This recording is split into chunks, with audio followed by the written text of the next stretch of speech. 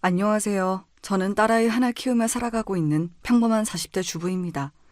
하나 있는 아이임에도 불구하고 막 사춘기에 접어든 아이인지라 손 갈 곳이 한두 군데가 아닌 탓에 아주 바쁘게 살고 있는 서툰 엄마이기도 하죠. 그러다 보니 결혼 전에는 자주 만나던 친구들도 이젠 특별한 행사가 없으면 얼굴 보기가 쉽지 않아요. 결혼해서 아이 키우시는 분들이시라면 아마 다들 공감하시겠죠? 사정이 이렇다 보니 비록 서로 얼굴은 모르더라도 누구보다 내밀한 속 이야기까지 공유할 수 있는 이곳 사연들이 참 친근하게 느껴집니다. 저 역시 결혼해서 살면서 겪은 이야기들을 모두 토해내자면 책 한 권으로도 부족함을 느낄 테지만 아무래도 제 속사정이다 보니 털어놓을 곳이 마땅치가 않았어요. 사실 남들 들려주기에 그렇게 유쾌한 일도 아니거든요. 그래서 오늘은 그동안 여러분들 귀한 사연 많이 내어주셨던 바로 이곳에서 제 이야기를 한번 털어놓아 볼까 합니다. 그래도 우리가 한 식구로 한솥밥 먹고 산 세월이 얼마인데 이렇게 우리 모자에게 야멸차게 굴 수가 있어? 남도 아니고 자식까지 같이 낳아놓고 살아놓고는 너 나중에 시연이 보기 부끄럽지 않을 수 있겠어? 어머니야말로 저를 시연이 엄마로 존중해 주셨다면 어떻게 이런 파렴치한 일을 벌일 수가 있어요? 저를 가족으로 먼저 대우해주지 않으신 건 어머님이 먼저예요. 저도 더 이상 이런 취급 받아가며 어머니 가족으로 살 생각 더는 없으니 죄 지은 만큼 벌 받으세요. 이 짧은 대화만으로 그동안의 제 결혼 생활이 어땠을지 대충 짐작이 가시죠? 결혼 생활 내내 제게 무시로 일관하던 시어머니에게 마지막 순간만큼은 통쾌한 한 방을 날리고 나왔습니다.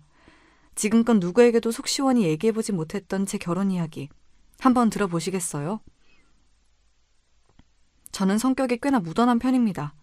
웬만한 일로는 화도 잘 내지 않는 편이고 감정의 기복이 그렇게 심한 편이 아니에요. 그러다 보니 남들 눈으로 보기에는 다소 사람이 둔해 보이고 무덤덤해 보일 수도 있다고 생각해요. 저를 낳아주신 부모님께서도 예외가 아니시니까요. 우리 혜연이는 내 딸이지만 참 부처님 가운데 토막이 따로 없어. 예민하면 예민한 대로 살면서 스트레스 받을 일이 많으니 어떻게 보면 차분한 우리 딸 성격이 복일 수도 있겠다. 그래도 살면서 난 눈치 봐야 할 일이 얼마나 많은데 너무 무덤덤하기만 해서 혹시 여우 같은 인간 만나 괜한 상처받을까 엄마는 늘 걱정이야. 제 성격이 저희 부모님하고는 별로 안 닮았거든요. 오히려 엄마나 아빠나 젊어서부터 장사로 먹고 살아오신 분들이라 그런지 남들 눈치를 기민하게 알아채시는 분이었습니다. 그런 분들의 시선으로 보니 당연히 제가 걱정스러웠을 법도 해요. 하지만 부모님 걱정과 달리 무던한 저는 웬만한 사람 상처받을 일들도 어지간해서는 그렇게 예민하게 받아들여지지 않더라고요.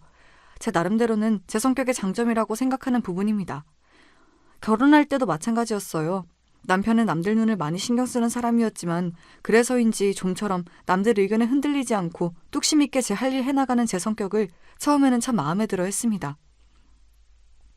넌 타고난 성격이 예민해서 굳이 신경 쓰지 않아도 될 말까지 자꾸 신경 쓰게 되는 게 너무 스트레스인데 당신은 사람이 굳건하고 강해서 좋아. 사실 나도 남들 말 신경 쓰고 싶어서 쓰는 건 아니거든. 이래서 성격이 팔자라고들 하나 봐. 지금 와서 생각해보면 예민해서 항상 매사에 불만이 많은 남편이 끊임없이 내뱉는 하소연에도 제가 짜증내지 않고 무덤덤하게 들어줬던 게 좋았던 게 아닐까 싶기도 해요. 불평불만 많은 사람을 세상 그 누가 반기겠어요. 일부러 의식하고 조심해야 할 사람 앞에서 말을 가리는 게 아니면 툭하면 입에서 미운 소리가 튀어나오곤 했던 남편이니 마음 깊이 교류할 만한 진정한 친구를 갖기 힘든 건 당연한 일이었습니다. 그런데 무슨 소리를 해도 그저 보살처럼 덤덤하게 들어주는 제가 나타난 거죠. 모르긴 몰라도 그 사람 저 처음 만나고 한동안은 실컷 제 얘기 털어놓느라고 적잖이 신이 났을 겁니다. 그런 단점이 있긴 했지만 예민한 사람답게 주위 사람 기분의 흐름을 예민하게 눈치채고 행동하는 센스 있는 점이나 기본적으로 사람 대하는데 싹싹한 모습 등 장점이 없는 사람은 아니었어요. 특히나 저랑은 성격이 거의 정반대에 가까웠기 때문에 남편의 그런 장점들은 제게는 없는 부분이나 마찬가지여서 그런 점들이 더 크게 다가왔던 것 같기도 합니다. 그리고 그 사람 하는 일이 영업이었어요. 별의별 사람들을 다 만나면서 생각지도 못하게 마음 상하는 일도 많고 사건 사고가 많을 만한 일을 하다 보니 저도 스트레스 받을 일이 많겠지 싶었습니다. 가뜩이나 성격도 저리 예민한데 먹고 살자고 성격에 맞지 않는 일임에도 저리 열심히 한다는 것도 그때는 성실함의 증거라고 생각했습니다. 마침 결혼 정년기이기도 했고 사람이 부족한 부분은 서로 채워가며 사는 거지 생각하며 그 사람의 청원을 받아들였습니다. 저희 부모님은 처음에 제 남편을 퍽 마음에 들어 하셨어요. 아무래도 제가 말수가 적고 성격이 좀 무뚝뚝한 편이다 보니까 반대로 첫 만남부터 제 친정 부모님께 싹싹하게 구는 남편이 예뻐 보이셨던 모양입니다. 제 위로 오빠가 한 명 있긴 한데 오빠는 제 성격처럼 이렇게까지 무던한 편은 아니어도 말수가 적고 무뚝뚝하긴 매한가지였거든요. 우리 혜연이가 참 차분하고 진중하고 다른 건 다 좋은데 제 성격이 무딘 편이다 보니까 주변 사람들 감정 헤아리는 데 있어서 좀 부족한 부분이 있거든. 그런 부분을 우리 최서방이 잘 감싸 안아줄 수 있을 것 같아서 나는 이제야 좀 마음에 안심이 되네.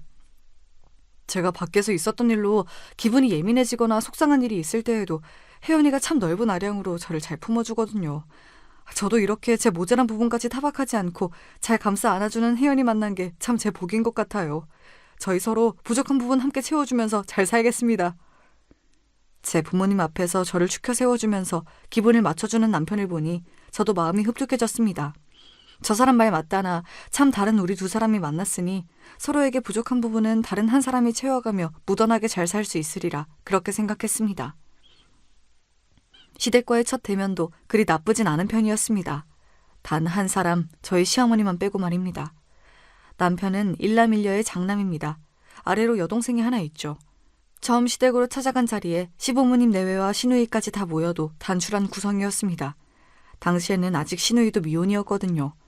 시아버지는 처음 저를 보시면서도 얌전하고 차분해 보이는 제 모습이 제법 마음에 드신 것 같았어요. 우리 우성이가 어릴 적부터 성격이 불같은 부분이 있어서 내가 항상 조심을 시켰어요. 물론 사람이 살면서 화나는 일이 어떻게 없을 수가 있겠어. 그런데 저 녀석은 그게 좀 과한 편이야. 사내면 사내답게 좀 대범하게 넘길 줄도 알아야 하는데 어릴 적부터 성격에 예민한 부분이 있는 그거 하나가 내가 참 걱정스러웠어. 그런데 지금 아가씨를 보니 사람이 참 차분하고 심지가 단단해 보이는 것이 우리 우성이랑 같이 살면 합이 참 잘 맞을 것 같아서 내가 마음이 놓여요. 세월은 공으로 먹는 게 아닌 모양인지 처음 만나는 자리에서부터 제 성격이 아버님 눈에 고스란히 드러난 모양이었습니다. 사실 아버님이 생각하신 제 성격만큼은 그대로 맞아떨어진 게 맞긴 하지만요. 시아버지가 제게 그저 좋은 말만 해주셨다면 옆에 앉아 계시는 시어머니께서는 첫 만남부터 제 아들 깎아내리는 것처럼 느껴지셨는지 기분이 썩 좋아 보이지 않으셨습니다. 이 사람은 세 사람 불러다 놓고 아들 흉만 보고 계신데 아가씨 보고 우리 애 두고 도망가라고 고사 지내는 것도 아니고 이만하면 우리 아들도 제 앞가림 잘하는 귀한 내 자식인데 뭘 그렇게까지 말하고 그래요. 아가씨, 이 사람이 괜한 노파심에 하는 소리니 너무 심각하게 생각할 거 없어요. 네, 그럼요. 걱정하셔서 하시는 말씀인 줄 잘 알고 있습니다. 걱정 마세요. 이야기를 나누다 보니 시아버지께서 남편 성격에서 걱정되는 부분을 언급하면 시어머니가 득달같이 남편 편을 들어주는 일이 여러 번 반복이 되더라고요. 대충 집안 분위기가 어떻게 돌아가는지 짐작이 되었습니다. 조금 신경이 쓰였던 것은 제 오빠 편을 들어주는 시어머니를 볼 때마다 시누이 표정이 안 좋아진다는 점이었습니다. 이런 일에 그리 예민한 편이 아닌 제 눈에도 그게 눈에 띌 정도면 그 당시에도 시누이가 굳이 제 어머니에 대한 반감을 숨길 생각이 없었던 게 아니었나 싶어요. 결혼을 하고 나니까 그때 시누이 표정이 왜 그렇게 안 좋았던 건지 이해가 되었습니다. 남편의 예민한 성격은 제 어머니를 꼭 빼닮은 거였어요. 시어머니는 작은 일에도 쉽게 화를 냈습니다. 저같이 좀처럼 화내지 않는 사람이 보기에는 세상에 뭐 그렇게 화날 만한 일이 저리도 많은 건지 좀 신기할 지경이었어요. 지나가다 다른 사람이 무신경하게 툭 치고 지나가도 솔직히 좀 기분은 나쁠 수 있더라도 흔히 있는 일이잖아요. 그런데 그런 일 한 번 당할 때마다 저기 저 인간이 자기를 무시했다느니 피해가려면 얼마든지 피해갈 수 있었는데 괜히 저가 만만하니까 심심풀이 삼아 툭 치고 지나갔다느니 별일도 아닌 일에 살까지 야무지게 붙여가며 화낼 이유를 찾곤 하셨어요. 가만히 보니 단순히 치고 지나갔다는 게 문제가 아니라 기저의식에 자격지심이 기본 바탕으로 깔려있는 듯한 느낌이었습니다. 언니야, 시집와서 저런 꼴을 처음 보니 아직은 그냥 신기한 모양인데 나는 정말 저런 성격 때문에 평생 치를 떨며 살아왔어요. 저런 사람이 집 밖에서 모르는 사람들한테만 저러겠어요? 같이 사는 사람은 정말 죽을 맛이에요. 부모가 됐으면 자식이 뭔가 실수를 하더라도 허물을 감싸 안아줘야 하는 거 아니에요? 설령 정말로 잘못한 게 있으면 거기에 맞게 훈육을 하면 되잖아요. 그런데 자기 심기 조금 거슬리면 너 엄마 말을 뭘로 아는 거야 부터 시작해서 자기를 무시를 하네, 니까짓 게 뭐 잘난 게 있다고 나를 괄시를 하느냐니 이게 자식한테 할 소리예요? 이성보다 감성이 앞서는 사람들의 대표적인 단점이죠. 흥분해서 사고방식이 정상적으로 작동하지 않으니 나중에 후회할 만한 말도 그냥 내뱉고 본다는 거죠. 저야 성인이 다 되어 만난 사람이기도 하고 성격도 시누이와는 다르니 저런 사람도 다 있구나 했으나 평생 저런 주 양육자 밑에서 자란 신우의 입장에서는 정말 상처가 될 만도 하다고 생각했어요. 예민한 사람은 자기 인생도 참 피곤하지만 주위 사람들도 참 비위 맞추며 살기가 쉽지 않겠다는 생각이 들었지요. 결혼하고 나서 한동안 남편이 회사 일로 많이 바빠졌어요. 회사가 사업 규모를 늘리는 모양이었나 본데 그러다 보니 특히 영업 실적 압박이 심해졌던 모양이에요.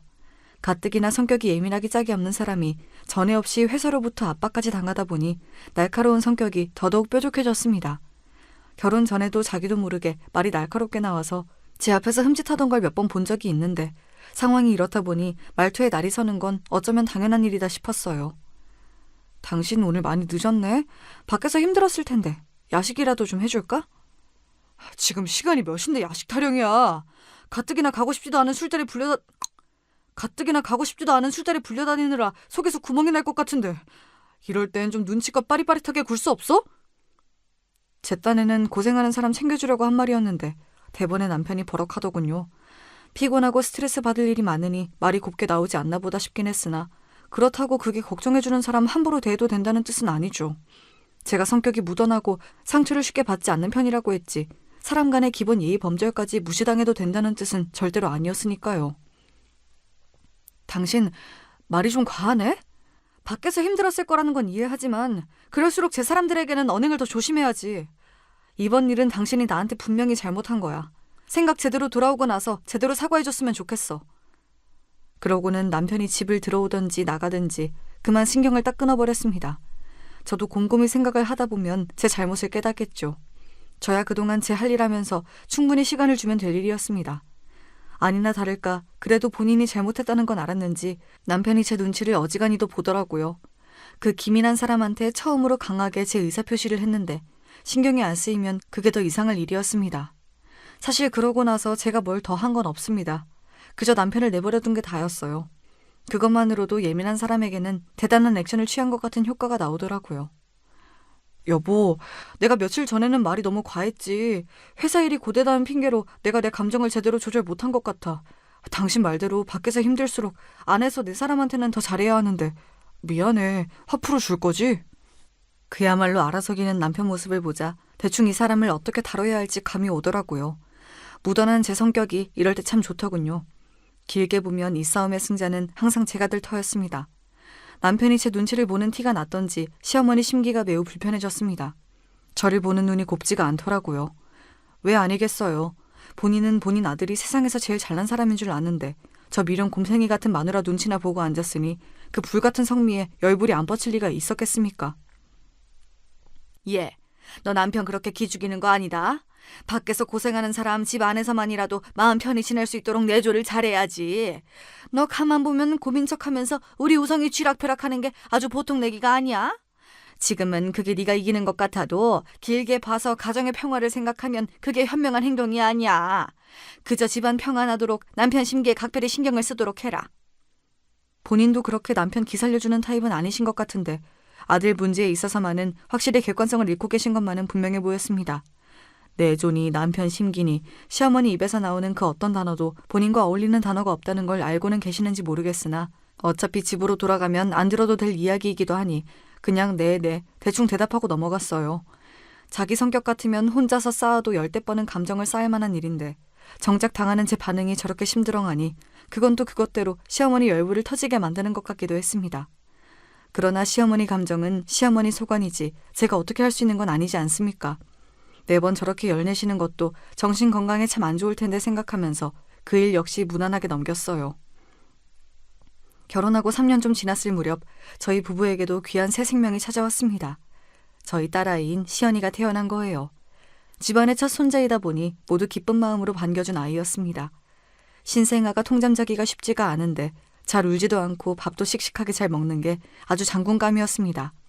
시댁에서 보기에도 저희 친정에서 보기에도 예민한 남편 쪽보다는 무던한 제 쪽을 많이 닮은 아이였어요. 솔직히 다행이다 싶었습니다. 남편의 뾰족한 성격의 단점을 그 즈음에는 너무 많이 알고 있기도 했지만 옆에서 지켜보다 보니까 그런 성미 가진 사람들은 무엇보다 자기 스스로가 참 피곤해지더라고요. 제 성격이 좀 답답하게 느껴질 수도 있겠으나 이 성격 가지고 평생 살아보니 그러고 사는 저는 크게 상처받을 일도 없고 사는 게 나쁘지 않았거든요. 아이 입장을 생각해봐도 그 편이 낫지 싶었습니다. 바라 맞이한던 첫 아이를 품에 안았으니 남편이라고 기쁘지 않을 리가 없었죠. 남편이 눈에 넣어도 아프지 않을 정도로 우리 시연이를 사랑한다는 것 자체는 의심의 여지가 없었습니다. 그런데 사랑으로도 극복이 안 되는 문제도 있더라고요. 여보, 내가 아이 대할 때에는 일관적인 태도로 대해야 한다고 몇 번을 말해. 자기 기분 좋을 때는 세상 둘도 없는 사람처럼 잘해주다가 자기 밖에서 기분 나쁜 일 있거나 조금만 심기 거슬려도 애 앞에서 팩 짜증이나 내고. 그게 아이 정서에 얼마나 안 좋은지 내가 수도 없이 말해줬지 않아? 우리 시연이도 방금까지 웃고 장난치던 아빠가 갑자기 자기 기분 안 좋다고 인상 찌푸리고 말도 함부로 하면 얼마나 혼란스럽겠어? 안 그러려고 해도 자기 아빠 앞에서 자꾸 눈치 볼 수밖에 없지 않겠어? 당신 밖에 나가서 눈치 보면서 사는 거 정말 지긋지긋하다며. 그러면서 정작 자기 자식은 집에서 당신 눈치나 보게 만들 거야? 성격이라는 건 정말 무서운 거더라고요. 가만 보면 남편이 제 말을 이해 못하는 눈치는 절대로 아닌데 제 성질머리 이기는 게 그렇게나 힘이 든 모양이었습니다. 남편 혼자만 생각하면 안타까울 일이나 남편의 그런 태도는 정말이지 아이 교육에 좋지 않았습니다. 그래도 아이가 뭔 모를 때에는 그저 아빠가 좋아서 쫄래쫄래 따라다녔지만 저한테도 눈치라는 게 생긴 이후부터는 슬그머니 아빠를 피하기 시작한 시연이었어요. 알아, 나도 노력하고 있어. 근데 사람 마음이 어디 마음먹은 대로 다 되면 세상에 성인군자 아닌 사람이 어디 있겠어. 나도 오죽하면 이러겠어? 그럴수록 엄마인 당신이 더 노력하면 되잖아. 그러는 게 부부 아니야? 처음 몇 번은 노력하는 신용이라도 해보려던 남편이 이러한 상황이 계속 반복되자 이제는 적반하장으로 나오기 시작했습니다. 하기야 좋은 말도 3번이면 지겹다는데 듣기 싫은 소리 반복해서 듣는 기분이 좋을 린 없었습니다. 하지만 저도 부모가 되었으면 할 도리는 해야죠. 다른 건 무던하게 넘겨줄 수 있는 문제라고 해도 아이가 상처받을지도 모르는 일을 그냥 지나가는 건 결코 있을 수 없는 일이었습니다. 다른 건 몰라도 우리 시연이 마음 다치는 꼴은 절대로 두고 보지 않을 거야. 당신 그렇게 당신 성질 못 이길 것 같으면 그럴 땐 차라리 집에 들어오지 마. 밖에 나가서 풀 거 다 풀고 애한테 아빠로서 제대로 대할 수 있을 때 그때 마음 갈무리하고 집으로 들어와. 나 이것만큼은 절대 양보 못하니까 그런 줄 알아. 정말로 이 문제만큼은 손톱만큼도 져줄 생각이 없었습니다. 당연한 거 아닙니까? 본인 성질머리가 그러면 애 앞에서 더 조심을 할 생각을 해야지. 그걸 어떻게 제 자식 앞에서도 그대로 팩 성질 부릴 생각을 하고 있어요? 그건 부모로서 절대 안 될 말이었죠. 그렇게 쫓겨났다고도 아니라고도 하기 애매한 때에 그 사람이 갈 만한 데가 어디 있겠어요. 결국은 또 제 모친한테 갔겠지요. 성격 똑 닮은 모자이니 서로 제욕하다 보면 시간은 잘 갈 터였습니다. 가뜩이나 본인이 살살 긁어도 넘어올 기미가 없는 저였는데 제 귀한 아들까지 내쳤다고 하니 시어머니가 또 파르륵거리더군요. 너 이제 하다 내 아들을 집에서 쫓아내기까지 하니? 네가 지금 그 정도로 살 수 있는 게 다 누구 덕분인데? 내 아들이 제 몸 갈아가며 뼈 빠지게 벌어다 먹여서 편하게 살고 있으면 받들어 모셔도 모자랄 판에. 이래서 집안에 사람이 잘 들어와야 해. 애초에 좀 있는 자식 며느리로 들였으면 우리 우성이 이렇게 고생할 일도 없이 팔자 피고 잘 살았을걸. 아이고 내 팔자야. 애초에 있는 집 자식이 어머니 아들 같은 사람 뭘 보고 결혼식이나 했겠어요. 하지만 그 말까지 했다간 괜히 또 긁어부스럼 만들 것 같아 잠자코 있었습니다. 자기는 길길이 날뛰고 있는데 또 저는 평소처럼 평온한 얼굴을 하고 있자 시어머니 우라통이 터진 모양이었습니다. 예, 너 지금 시어미가 말을 하는데 태도가 그게 뭐야?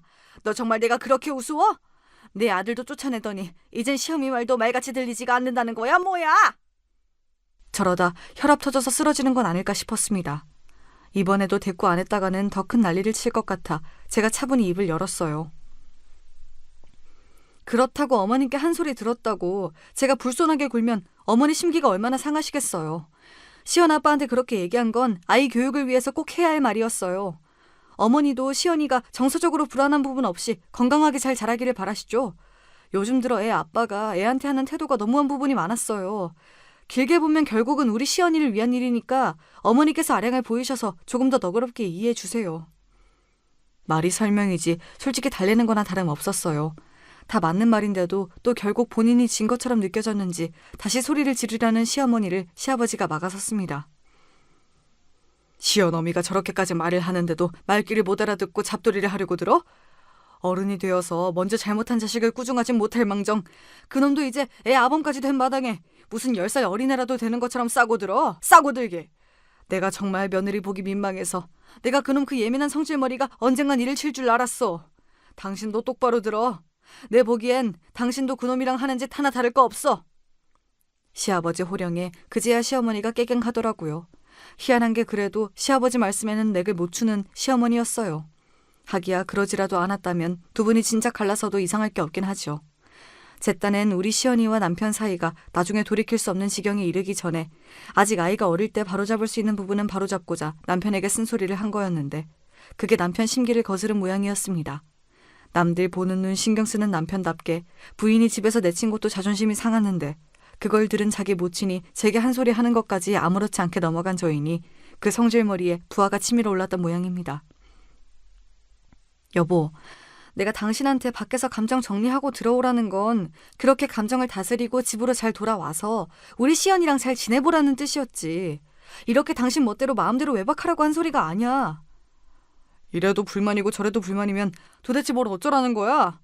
밖에서 힘든 일 있는 것도 한두 번이 아닌데 나라고 화내고 싶어서네? 이만하면 나도 할 만큼 하고 있는 건데 당신은 무슨 불만이 그렇게 많아? 비뚤어지려고 작정이라도 한 인간 같았습니다.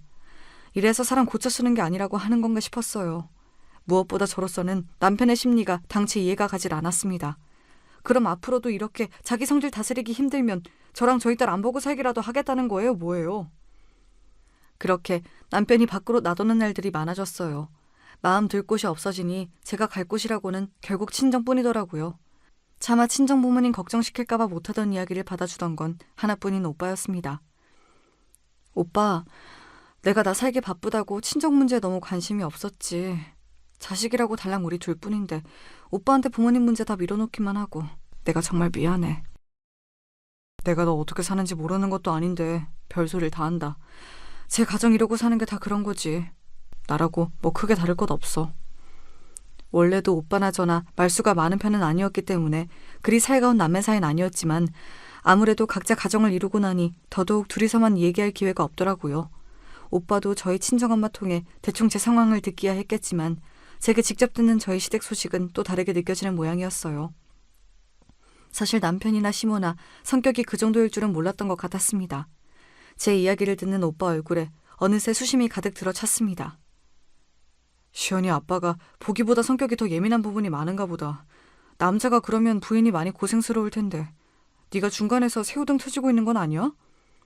뭐 눈치를 준다고 내가 일일이 신경 쓰는 성격도 아니고 성질 부려봤자 결국은 자기 손해지 뭐. 결혼 전에는 솔직히 이 정도인지 몰랐지만 이제 시연이도 있는 판에 이제 와서 어쩌겠어. 고칠 건 고쳐가며 살아야지 뭐. 제게는 이미 일상이 된 문제라서 그렇게 심각하게 받아들이지 않았는데 새로이 듣는 오빠 입장에서는 제 걱정이 많이 된 것 같았어요. 그래도 동북 형제라고 동생이 시집가서 고생할까봐 마음 써주는 오빠를 보니 이제 오빠도 나이를 들었구나 싶었습니다. 그 즈음에는 만날 출근하기 싫다는 말을 입에 달고 사는 남편이었습니다. 원래도 영업직을 좋아하는 편은 아니었습니다만 당장 내일이라도 회사 때려치우고 말겠다는 기세로 진저리를 치는 남편을 보면서 솔직히 좀 걱정스러웠습니다. 정 그 일이 하기 싫으면 다른 제대로 된 일자리라도 미리 구해놓던가 영업한답시고 만든 인맥들이랑 술 마시는 것 말고 딱히 다른 자기 개발을 하고 있지도 않은데 이직이 쉬울 리가 없었으니까요. 요새 같으면 다 때려치우고 장사나 하면서 살면 속이 편하겠어. 나도 이제 슬슬 나이는 먹고 가는데 언제까지 남의 밑에서 싫은 소리 들어가며 쫓아다닐 수도 없고. 장사라고 뭐 쉬워? 먹고 사는 일이야 뭐 하나 쉬운 일이 없다지만 그래도 회사에서 월급 타서 사는 게 제일 낫지. 그나마 지금은 회사라는 울타리라도 있으니까 꼬박꼬박 월급이라도 나오지. 장사는 초기 자본금도 많이 드는 데다 꼭 성공하는 보장도 없고. 나는 뭐 꿈도 못 꿔보냐? 아, 어디 돈 넣을 구멍 좀 없나? 없는 놈은 만날 없어서 돈 한 푼에 덜덜 떨면서 살고 내가 자금만 있으면 진짜 못할 일이 없는데 당신 남편이 머리 조아려가며 만나는 사장이란 놈들 알고 보면 별거 없어. 저런 놈들도 사장이랍시고 떵떵거리고 사는데 나라고 못할 게 뭐야? 저러다 진짜 헛바람 들까봐 걱정이었습니다. 남자들 사업병이 그렇게 무섭다는데 사업에 돈이 한두 푼 드는 것도 아니고 그것도 다 경력이며 아는 게 있는 사람이나 하는 거지. 평생 월급쟁이로 영업직 일밖에 해본 게 없는 사람이 요새 들어 왜 저렇게 사업 타령인지 모를 일이었어요. 물론 본인이 백날 떠들어봐야 사업할 돈이라고는 먹고 죽으려고 해도 없는 집구석이었으니 그저 저렇게 입으로 스트레스나 좀 풀고 제발 회사에서든 우리 시연이한테든 정신 좀 똑바로 차리고 살았으면 싶었죠. 요즘 들어 부쩍 회사 때려치우고 싶다는 얘기나 사업 얘기를 자주 꺼내는 남편에 대한 이야기가 나오자 오빠가 많이 걱정하더군요. 그게 그냥 말로만 끝나야 할 텐데 사업이라는 게 절대로 그렇게 쉽게 생각해서 될 일이 아닌데. 내 말이 그 말이야. 도대체 어디서 무슨 말을 듣고 저런 헛바람이 든 건지 모르겠어. 그래도 자기가 뭘 할 수 있겠어. 사업이라는 게 돈이 어마어마하게 들어간다고 하던데 우리야 그 사람 월급으로 다달이 살기도 빠듯한걸. 저러다 말겠지 뭐. 그 말에 오빠가 마른 침을 꿀꺽 삼켰습니다. 오빠가 목소리를 낮추더니 제게 얘기하더라고요. 실은 나도 최근에 아버지 일을 정리하는 거 도와드리다가 알게 된 건데 아버지께서 우리한테 물려주실 게 좀 있으신가 봐. 부모님 아직 정정하시니 조만간 무슨 일이 있지 않겠지.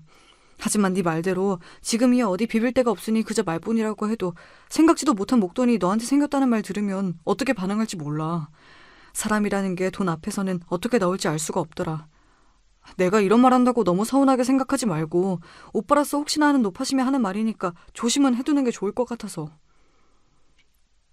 저희 친정 부모님이 두 분 노후 준비가 되어 있으시다는 건 알았는데 저희 남매한테까지 유산으로 돌아올 만한 재산이 있는 줄은 몰랐습니다.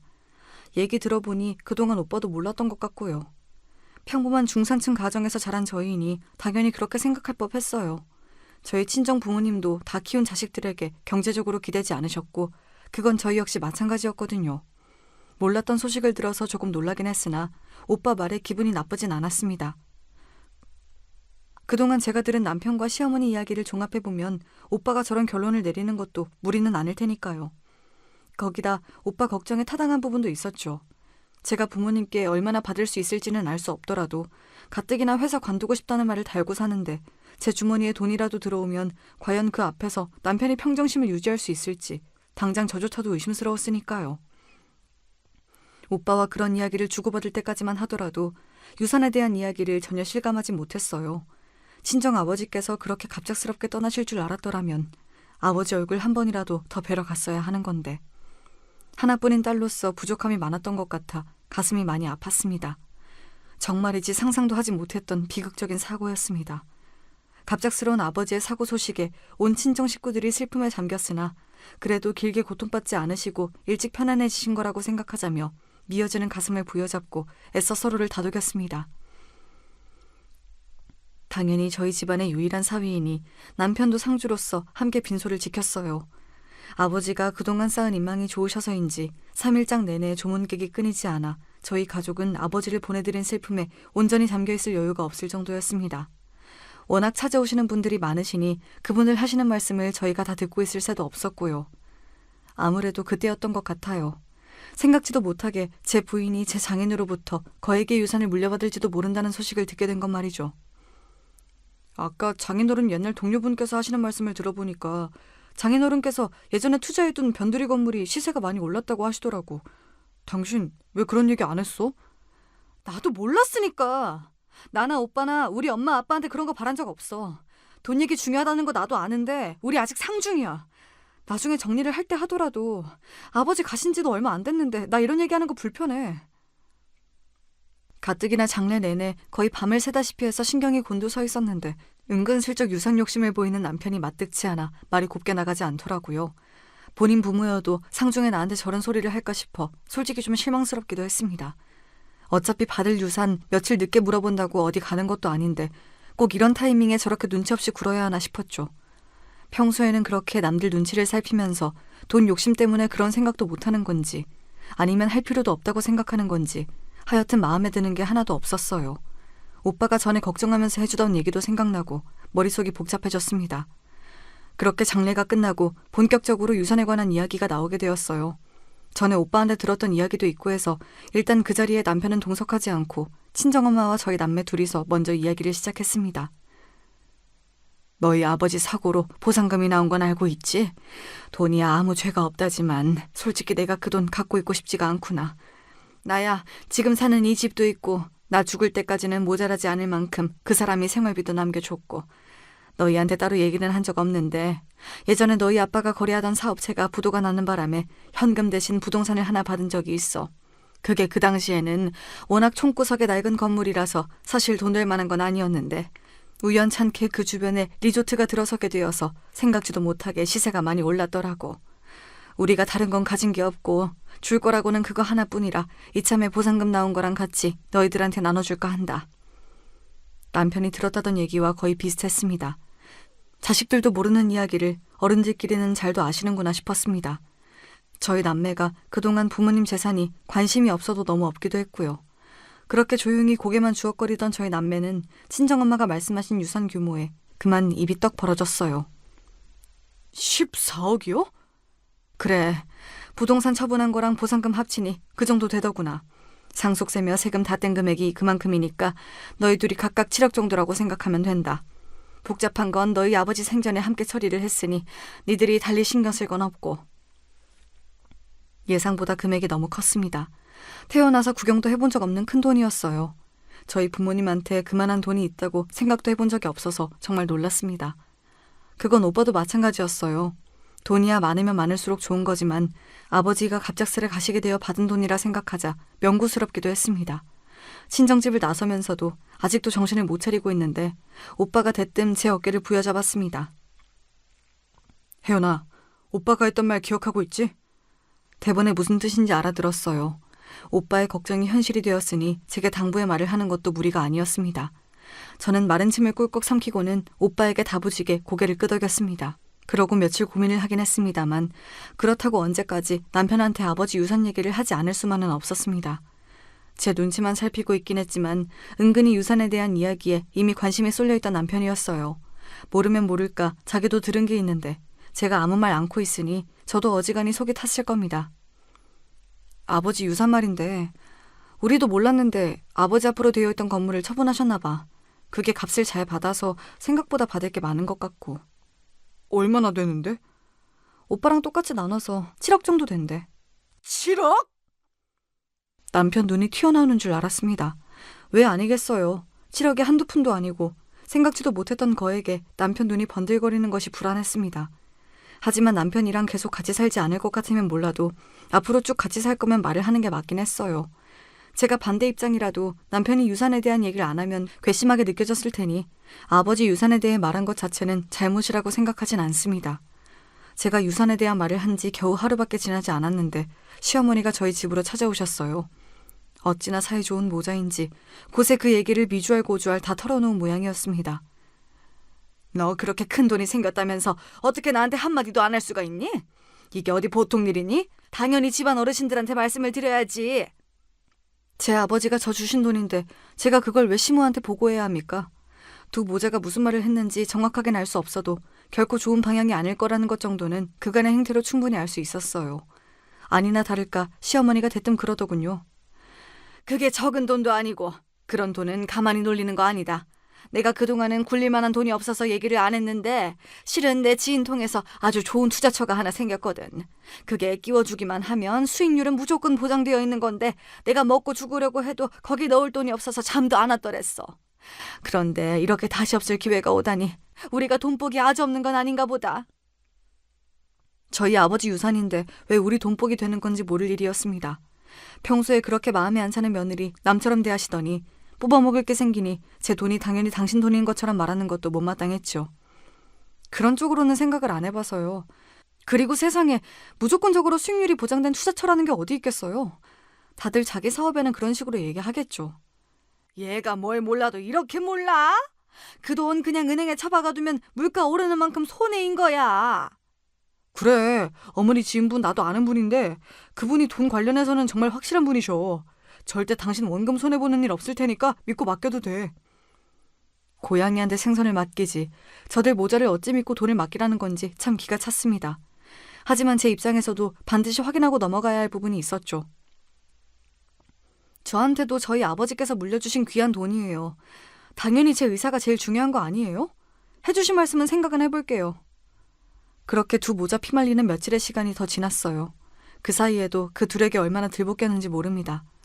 이런 천금 같은 기회 날릴 거라며 윽박지르다 거의 애원을 하다 아주 난리도 아니었죠. 결국 저는 단단히 단서를 달고 돈을 빌려주기로 했습니다. 하도 말씀을 하시니 일단 빌려드리긴 하는데 저로서도 결코 쉬운 일이 아니라서요. 세금 문제도 있고 이런 일일수록 깔끔해야 하니 공증도 해주셔야 해요. 아시겠어요? 그럼 당연히 해줘야지. 두 모자가 눈이 벌개져서 달려드는 걸 보면서 진심으로 추하다는 생각이 들었습니다. 제 돈이 자기들 것이 된 것도 아닌데 모자가 신이 나서 시댁으로 쫓아가더군요. 이제는 당연하게 제 마누라와 자식 둔 집이 아니라 시댁에 들락거리는 남편이었습니다. 그렇게 송금을 하고 다음날 시댁으로 찾아갔습니다. 약속하신 공증 받으러 왔어요. 서류 준비해 주신다고 하셨죠? 당연한 요구를 하는 저를 보는 시어머니 표정이 가소로웠습니다. 어제까지 제 돈 빌리겠다며 비굴하게 굽신거리는 모습은 온데간데 없었죠. 순진한 년, 공증은 무슨, 내 주머니에 들어왔으면 내 돈이지. 다시 생각해도 참 기가 막힌 소리였습니다. 무슨 소리를 하시는 거예요? 우리 아버지가 저 주신 유산인데 그게 어떻게 어머니 돈이 돼요? 말 같지 않은 소리 말고 하기로 한 공증이나 하세요. 당신 그게 시어머니한테 무슨 말버릇이야? 어른 무서운 줄을 모르고? 니놈이야말로 남의 돈 무서운 줄 모르고 이게 뭐하는 짓이야? 너 시어머니한테 부끄럽지도 않아? 내가 너 그렇게 내 아들 가르치려 드는 꼴 그동안 얼마나 보기 싫었는 줄 알아? 이제 너한테는 더 볼 일 없으니까 더는 내 아들 기죽이지 말고 그만 이혼해. 뭐 저딴 인간이 다 있습니까? 바로 전날 저한테서 제 아버지 유산을 몽땅 뜯어놓고는 다음날 이혼 통보를 해요? 저게 사람 새끼입니까? 제 어미 뒤에서 의기양양한 표정을 짓고 있는 남편놈 머리털을 몽땅 뽑아버리고 싶었습니다. 그래, 나도 이런 거지 같은 사기꾼 집안 것들이랑 더러워서 못 살겠다. 잘 됐네. 시연이는 우리가 잘 키울 테니 너는 이혼 도장이나 얼른 찍으렴. 시연이를 댁들이 왜 키워? 당신네들은 곧 감옥 갈 텐데. 제가 두 모자를 한 건 약 올리며 내뱉자 둘 표정이 멍청해지더군요. 저는 시어미 면상에 준비해온 서류를 집어 던졌습니다. 시무와 남편놈이 피고로 기재된 사기죄 고소장이었습니다. 내가 이걸 쓰면서도 설마 했는데 설마 니들이 이렇게나 사람 새끼가 아닐 거라고는 미처 생각을 못했구나. 제가 오빠한테 들은 소리가 있는데 아무 생각 없이 저것들한테 돈을 내줬겠어요. 좋은 투자처가 있다며 돈 빌려달랄 때부터 공증 약속을 받아내기까지 모든 대화는 이미 녹음되어 있었습니다. 저것들이 제 돈을 떼먹으려는 정황은 확실했지만 실질적인 금전적 피해가 없으면 사기죄 입증이 안 된다고 하더라고요. 그런데 제가 시모 계좌로 돈을 입금한 기록이 있으니 이제 명백하게 사기죄가 성립된 거였죠. 제게 돈 뜯어내겠다고 두 모자가 난리를 치는 며칠간 저도 만반의 준비를 하느라 꽤 바빴거든요. 내가 거지 같은 너희 모자 뭘 믿고 그 거금을 주겠어. 이 쓰레기 같은 것들. 도대체 무식도 정도 것이지. 내가 녹음을 안 했다 치더라도 그 큰 돈이 오간 기록이 있는데 판검사들이 바본 줄 알아? 당연히 나한테 돌려줘야 할 돈이라고 하겠지. 니들 주제에 구경도 못할 큰 돈 있다고 하니까 눈이 횟가닥해서 똥오줌도 못 가린 모양인데 제 자식, 제 손자 키워주는 사람 뒤통수를 쳐도 이따위로 쳐? 그것도 아버지 비명에 가신 지 며칠이나 됐다고. 니들이 그러고도 사람 새끼야? 내가 이것들 버르장머리를 고치고 말 테니까 감방에서 아주 비참하게 한번 살아봐. 그제야 일이 잘못 돌아가도 단단히 잘못 돌아가는구나 싶었던지 남편놈이 다짜고짜 무릎을 꿇고 제 바지가랑이를 부여잡았습니다. 여보, 내가 잠깐 돌았나 봐. 나는 엄마가 목돈 벌 기회가 있다고 하길래 우리 시연이랑 당신 생각해서 그런 거였어. 씨알도 안 먹힐 소리에 놈싸대기를 있는 힘껏 내리쳤습니다. 우리 아빠 유산 다 빼먹고 이혼하란 네 어미 소리에 팔짱이나 끼고 있던 놈이 어디서 입에 침도 안 바르고 거짓말이야. 너 같은 사기꾼 새끼랑 절대 우리 시연이 같이 못 끼워. 너 그간 아비노릇 제대로 안 한 거, 밖으로 나돌면서 양육 의무라고는 쥐똥도 이행 안 한 거 다 이혼 사유니까 네 놈이 그리 원하는 대로 유책 배우자로 걸고 소송해 주마. 그거 아니더라도 전과자 사기꾼 아비한테 친권이고 양육권이고 꿈도 못 꾸겠지만 네 놈 면접 교섭권도 다 박탈될 테니 우리 모녀 앞에 나타날 생각 마. 여보, 잘못했어, 여보! 감옥이라니. 겨우 하루 통장에 돈 넣어놓은 건데 감옥은 무슨 감옥이야. 난 감옥 못 가. 어디 판사 앞에서도 그렇게 씨부려 보시던가. 더러운 인연 먼저 끊어주겠다니 내 속이 다 시원하다. 말년에 아주 좋은 꼴 보시겠네. 제가 아무리 부처님 가운데 토막이라도 제 친정아버지 목숨까지 포함된 유산까지 가로채서 저를 기만하려던 범죄자까지 용서해줄 수 있는 등신은 아니었습니다. 이미 제 아버지 교통사고 사망금을 눈독 들였던 그 시점에서 남편에 대한 기대치는 모조리 사라졌으니까요. 그런 인간을 아비로 두느니 차라리 아빠 없이 키우는 게 우리 시연이 미래를 생각해도 맞는 일이었어요. 사기 피해 금액이 7억 원이나 되었으니 두 사람 죄질이 결코 가볍지 않았습니다. 우리나라 경제사범 형량이 높은 편이 아니라서 초범인 두 사람이 정말로 감옥살이를 하진 않았으나 둘 다 꽤 오랜 시간 구치소에서 고생해야 했어요. 물론 전 시무에게 돈을 송금하자마자 동결 신청을 했기에 7억은 고스란히 돌려받을 수 있었습니다. 그 둘이 구치소에서 모진 고초를 겪는 동안 이혼 소송도 전적으로 제게 유리한 방향으로 마무리되었습니다. 당연히 시연이 친권과 양육권도 제게 돌아왔습니다. 말할 것도 없이 전 남편과 전 시무의 면접 교섭권은 박탈되었어요. 뒤늦게 제 부인과 아들 만행을 듣게 된 전 시아버지가 눈물로 제게 읍소했으나 제 마음을 돌릴 순 없었습니다. 그저 가끔 우리 딸 얼굴 보여드리는 게 제가 베풀 수 있는 최대한의 인정이었어요. 뒤늦게 소식을 전해들은 시누이 또한 경악했으나 그 둘에 대한 동정심은 찾아볼 수 없더군요. 솔직히 놀랍지도 않네요. 언니가 고생 많았어요. 이제 그런 거지 같은 인간들이랑 엮이지 말고 언니도 언니 인생 살아요.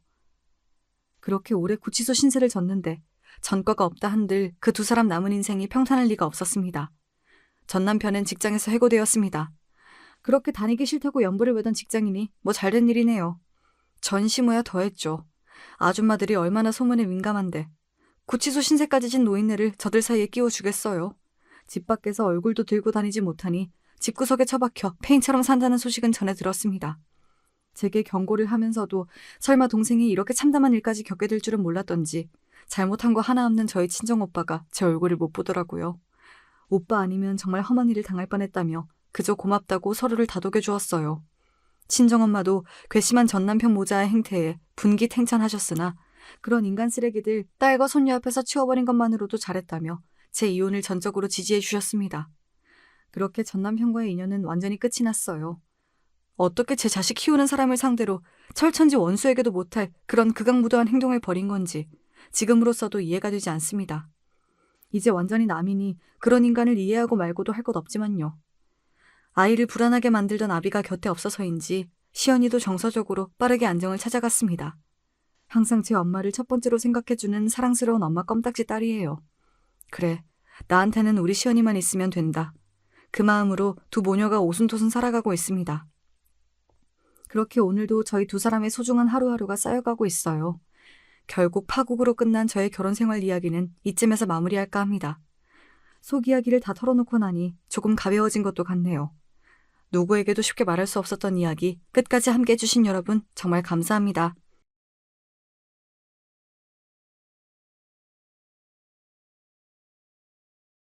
안녕하세요. 하루 종일 날씨가 흐릿한 날 경기도 모처에서 제 이야기를 사연으로 보내보고자 컴퓨터 자판을 두드려 봅니다.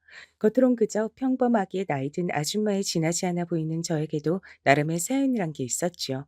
어쩌다가 남편하고 인연이다 결혼까지 하게 됐고 저는 당시 20대 중반의 나이에 집안 형편도 어렵고 가방 끈도 짧고 배운 기술이 있는 것도 아니었으니 주변에서 온통 적절한 때에 시집 잘 갔다는 소리만 들었습니다. 그래서 저도 그런 줄로만 생각했고 기쁨 속에서 결혼 생활을 시작했던 것 같아요. 남편은 성격이 좀 변덕스러워서 맞추기가 여간 까다로운 것이 아니었으나 감내할 만은 했습니다. 결혼을 했다고 해서 제가 일을 아예 안 다닌 것은 아니었기 때문에 작은 사무실에 출퇴근을 하면서 남는 시간에 집안 살림을 하고 시댁에 들러서 며느리 노릇을 다 하고 그렇게 지냈죠. 고단하긴 해도 모든 게 괜찮았습니다. 계속해서 뱃속에 아이가 안 들어서는 게 문제로 여겨지기 전까지만 그랬어요.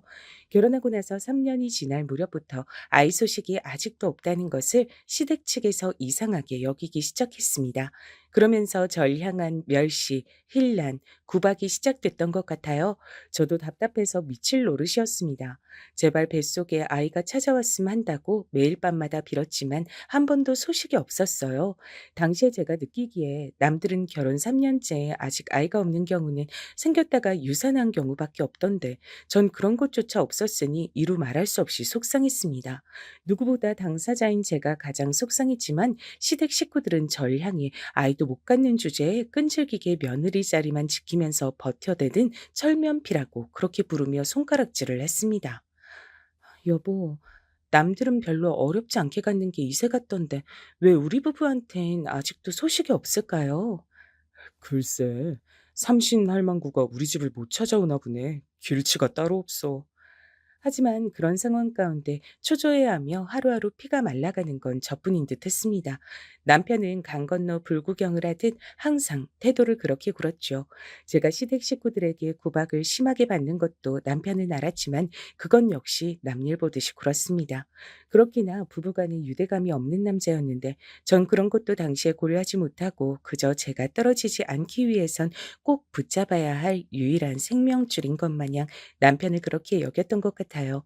남편에게 하소연을 하면서도 정작 따지진 못하고 시댁 식구들 앞에서 할 말 한 번 제대로 해본 적 없고 그런 시간만 보내다가 결혼 5년을 채웠습니다. 도저히 안 되겠다. 하등 쓸모없는 걸 언제까지 참아주고 기다려줘야 돼? 우리 아들 곁에서 이젠 떨어져라. 어머님, 그 말씀은 이혼을 하라는 건가요? 어떻게 저한테 이러실 수가 있으세요? 그간 제가 얼마나 군소리 한 번 안 하고 어머님 말씀 따르면서 별별 종노릇까지 다 했는데 그걸 뻔히 아시면서 어떻게 이러세요? 종노릇이라니? 너 어디 가서 말 조심해. 누가 보면 내가 며느리 잡아먹는 시어머니인 줄 알겠다. 나같이 인내심 좋고 생각 깊은 사람이 또 어디 있다고. 그런 황당한 오해받는 건 상상만 해도 억울해. 어휴, 넌 그냥 입이나 꼭 다물고 우리 아들하고 이혼해. 나도 귀한 아들한테 이혼 딱지 붙여주기 싫은 엄마인데 네가 애 하나 못 가지는 몸이니 뭘 어쩌겠어. 그간 똥 밟았다 생각하고 이제라도 우리 아들한테 옳은 짝을 붙여다 줘야지. 하여간 넌 쓸데없는 소리 하고 다니지 말고 입 꼭 닫고 이혼만 해주면 돼. 어려운 거 아니잖니? 결혼하고 5년 동안 아이 소식이 없었을 때 시어머니로부터 그런 소리를 들었습니다. 이혼하고 몸만 달랑 나가달란 통보였죠. 남편의 재혼에 걸림돌이 되면 안 되니까 이혼하면서 입을 가만히 닥치고 꺼져달란 요구까지 함께였습니다. 그런 걸 요구할 거라면 적어도 대가는 있어야 했던 거 아닐까요? 제가 얼마나 우스운 존재로 비춰졌으면 10원 한 장 내미는 법이 없었을까요? 그간 눈칫밥을 지독하게 먹어오면서 어떻게든 버티고 살려고 했던 저의 부단한 모든 노력들이 사실은 아무 의미도 없는 것이었다는 판결문이 내려진 것 같아서 너무 비참했습니다. 시어머니께서 말씀하시길 남편도 이미 저와 이혼하는 것에 긍정적으로 동의를 했다고 하셨어요. 거기까지 듣고 나자 견딜 수가 없어진 전 극심한 스트레스 때문이었는지 복통을 호소하며 쓰러졌습니다. 전 병원에서 눈을 떴고 의외의 사실을 알게 됐어요. 의사의 말에 귀를 의심했죠. 네? 뭐라고요? 제가 임신을 한 상태라고요? 검사를 해보니까 임신 상태였을 뿐더러 무려 13주나 되어 있었어요. 그런데 배가 전혀 안 나와서 제가 눈치를 못 챘던 겁니다. 아이고 참나. 임신 소식을 이렇게 요란하게 알리는 며느리 얘긴 내가 듣도 보도 못했는데 넌 참 유난이다. 시어머니께선 민망함을 털어내시려는 듯 연신 제 옆에서 손 부채질을 하며 말씀을 하셨습니다. 남편은 구석에서 자고 있었어요. 살짝 코까지 골면서 팔자 한번 좋아 보였죠. 다른 환자들과 같이 쓰던 다인용 병실이었기 때문에 저는 남편의 그런 모습이 창피하고 민망하였으나 시어머니께선 기특한 우리 아들을 바라보는 눈빛으로 흐뭇해 하셨죠. 어머님, 그러면 이제 이혼 얘긴 없어진 건가요? 제가 임신을 했잖아요. 그 그래야지. 너도 참 내가 하도 오래도록 손주 탄생을 기다리다가 목이 빠지게 돼서 섭섭하고 답답한 마음에 한 소리를 한 것 좀 가지고 혼자 진지해져서 왜 그러니? 이혼이란 게 어디 쉬운 일이야? 그냥 한 번 해본 소리나 마찬가지였어. 네? 저는 충격받아서 쓰러지기까지 했는데 자칫 잘못했으면 뱃속의 아이도 잃을 뻔한 복통이었는데 어머님께선 그냥 해본 소리였다고요? 그러길래 누가 그렇게 심약하래? 그래가지고선 애 낳기나 하겠어? 뱃속 아이가 무사히 태어나나 안 태어나나 내가 그것도 가만 두고 봐야겠구나. 그리고 이왕이면 꼭 나한테 손자를 안겨줬으면 한다. 손녀 말고 손자. 알았지? 시어머니께선 짜증을 내시며 나가버리셨죠. 그리고 이튿날 제가 태어날 때까지 와보지 않으셨습니다. 와서 하는 것 없이 자기나 하던 남편은 정작 제가 태어날 때 일이 바쁘다면서 와주질 않았네요. 그래도 저는 뱃속에 아이가 있어서 더 이상 외롭다는 생각은 들지 않았어요. 생명이 제 안에서 자리를 잡았다는 것 자체로도 놀라운 기적이더라고요. 아직 얼굴을 보지도 못했는데 벌써부터 든든했고 의지가 됐습니다. 이 세상 유일무이한 제 분신이 저의 뱃속에 들어있다는 게 믿어지지 않았고 너무 늦게 알아차려서 미안한 마음뿐이었어요. 몇 주 후 검진차 찾아간 병원에선 뱃속 아이의 성별을 넌지시 알려줬습니다. 우회적인 표현이었지만 바로 알아들을 수 있었지요. "어때? 오늘은 성별 구분이 된다고 하든 다녀온 병원에선 뭐래? 아들이래? 아들이라고 하지?" "아, 그게요. 어머님 병원에서 말하길 리본이 어울릴 것 같다고 그렇게 알려주더라고요." "뭐라고? 리본? 그렇다면 뭐야? 딸년이란 소리야? 머리에 리본 꽂고 다니는 건 딸년들이나 하는 거잖아. 손자 말고 손녀? 에라이!" "그래도 똑같이 어머님 손주예요. 너무 그렇게 실망하시면 뱃속에서 어머님 손주가 듣고 슬퍼할 거예요." "그런 우라질 같은 소린 때려치우렴. 나 실망시키고 싶지 않았음. 네가 아들을 임신했어야지. 그토록 오래 기다렸다가 아이를 품었으면서 기껏해야 딸년이어서 되겠어? 너도 참 너다." 시어머니 앞에서 더 아무 말도 못하고 입을 힘주어 닫고 주먹을 꽉 쥔 채로 돌아서야만 했던 게 당시의 제 모습이었죠. 시어머니만 떠올리면 머리가 아프다 못해서 터질 것만 같았습니다. 가슴은 뻐근하고 쓰라리고 갑갑했지요. 소위 화병이라고 불리는 것이었어요. 저는 화병을 시어머니 때문에 걸렸습니다. 임신한 몸으로 화병까지 앓자니 정말 죽은 맛이었는데 남편이란 놈은 일말에 도움도 안 됐어요. 저를 버티게 한 건 단지 부풀어 오르는 배 안에 든 소중한 생명이었습니다. 출산하면서도 저는 하마터면 죽을 뻔했어요. 출혈량이 엄청났다고 하더라고요. 출산 직후부터 의식이 날아갔다가 꼬박 사흘 만에 눈을 떴습니다. 사람이 죽다 살아났는데도 안 죽을 줄 알았다, 살았음 됐지 정도의 반응이나 보이던 시댁 식구들과 남편, 그 누구도 저를 위해 눈물 한 방울 흘려주지 않았더라고요. 하지만 세상에 태어나서 손가락을 꼬물거리던 귀여운 제 아기를 본 순간 온갖 부정적인 감정이 다 날아가는 듯한 기분이 들었습니다.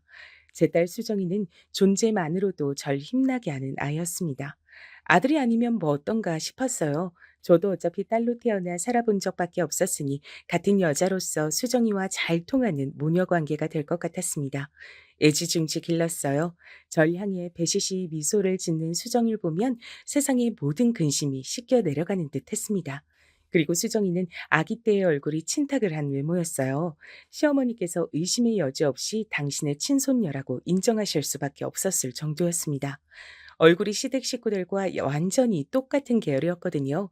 그 덕분에 시어머니께선 농담으로라도 수정이가 당신의 친손녀가 아닐지도 모른다는 가설을 제기하지 못하셨습니다. 이래서 시도둑은 못한다는 말이 나왔나 보더라고요.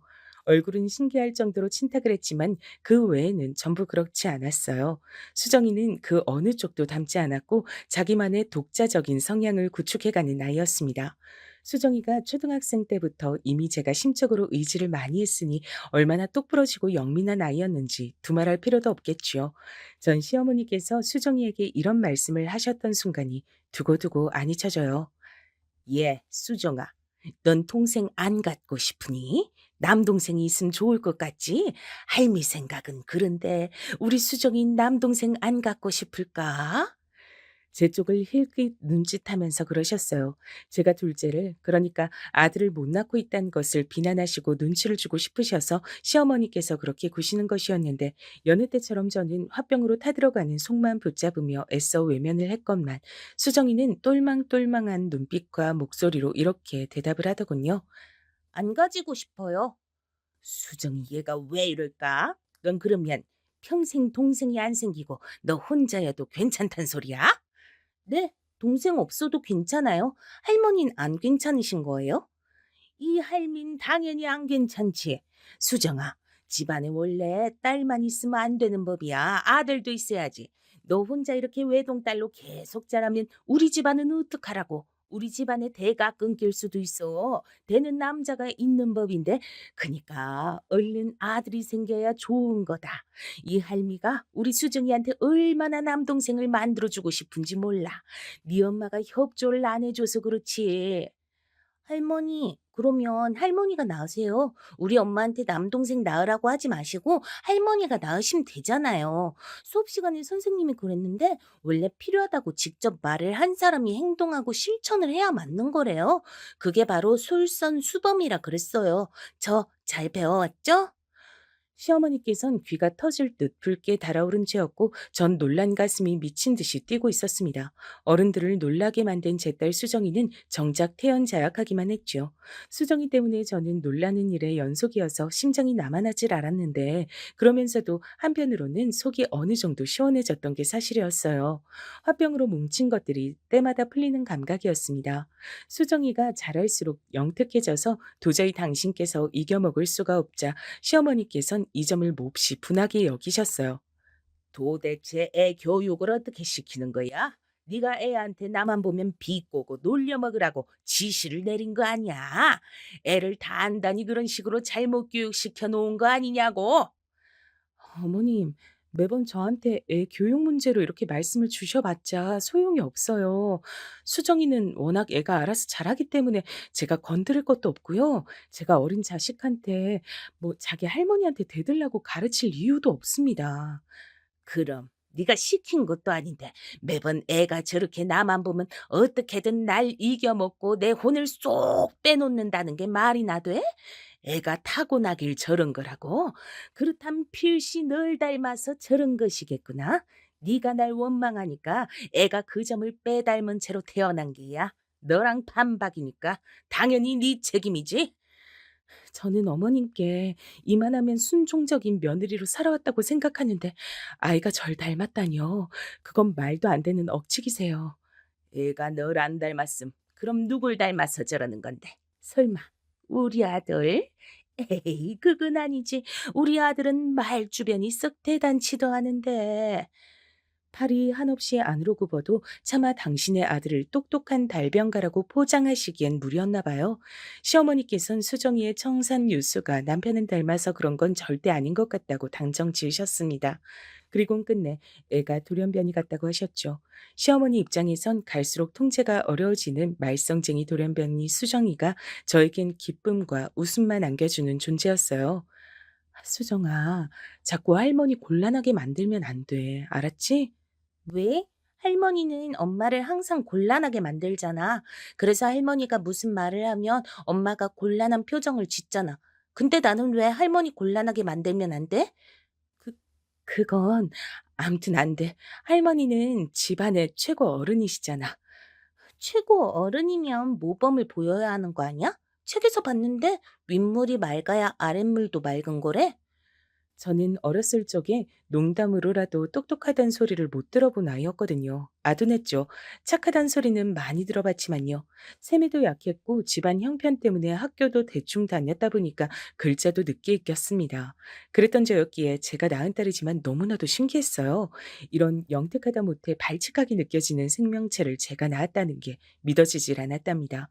그런 생각으로 멍해진 저의 얼굴을 똑바로 바라보며 수정이가 쐐기를 박았었죠. 아무래도 할머니 맑은 물이 아니고 썩은 물인 것 같아. 그 소리를 듣는데 저도 모르게 웃음이 막 나왔습니다. 소리를 내서 크게 웃어버렸어요. 일방적으로 시달리며 분명한 가불관계 속에 을로지내며 그렇게 보내온 지난 시간들을 제 딸 수정이가 후련하게 보상해주는 것만 같았습니다. 답답한 자기 엄마를 대신해서 수정이는 언제든 앞으로 나서는 아이였습니다. 마치 하늘에서 절 위에 내려준 천군 만마 같았지요. 멋대가리, 인정머리 하나 없을지라도 남편이랍시고 옆에 착실히 끼고 살았건만 그런 저의 헌신에게 배신을 선사하고서 남편이 바람을 피웠을 적에도 수정이는 철저히 제 편이었습니다. 수정이가 아니었다면 전 억울해서 화병이 폭발하고 말았을 거예요. 남편이 바람을 부인하면서 되려 저를 몰아갔었거든요. 립스틱 자국에 이어서 여자 향수 냄새를 묻혀오더니 이번엔 와이셔츠 안에 웬 여자 머리카락이에요? 여보, 바람 아니라면서요. 아무리 정신을 빼고 살아도 다른 여자랑 붙어먹을 만큼 막장은 아니라면서요. 스스로 그랬잖아요. 처자식 두고 바람을 피울 정도로 최악의 인간은 아니라고. 직접 그런 소리 해놓고서 어떻게 이런 추잡한 증거를 떡하니 묻혀와요? 내가 그렇게 우스운 바보 천치로 보여요? 당신 요즘 갱년기인지 뭐 그런 거야? 나이가 들수록 왜 이렇게 사람이 예민해지고 포악해지고 눈에 뵈는 게 없는 것처럼 굴어? 난 대체 왜 셔츠 안에 그런 긴 머리카락이 들어갔는지 모르겠고 난 결백하니까 그렇게나 혼자서 날 바람 피운 놈으로 몰아가고 싶어서 망상하고 싶다면 어디 마음껏 해봐. 그런다고 해서 내 결백함이 사라지는 건 아니니까. 당신은 혼자 망상 실컷 하면 돼. 그런 거 참다가 정신병원 가는 것보단 낫지. 안 그래? 정신병원? 여보, 어떻게 바람을 피운 사람의 입에서 망상이란 소리가 나올 수 있어요? 나한테 조금도 미안하지도 않나 봐. 당신이 그러고도 자식을 둔 애아빠라고 할 수 있어? 의부증 환자가 따로 없네. 제발 정신 좀 차려.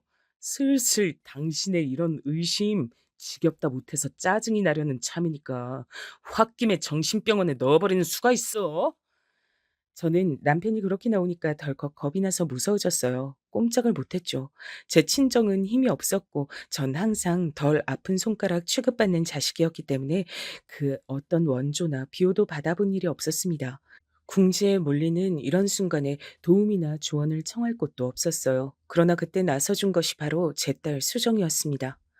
아빠, 그렇게 발뺌하셔도 소용없어요. 사실 엄마하고 저 이미 다 알고 있어요. 아빠가 상습적으로 바람 피우신 거. 왜냐면 엄마가 심부름센터에 일을 맡겨서 아빠 뒷조사에 들어갔었거든요.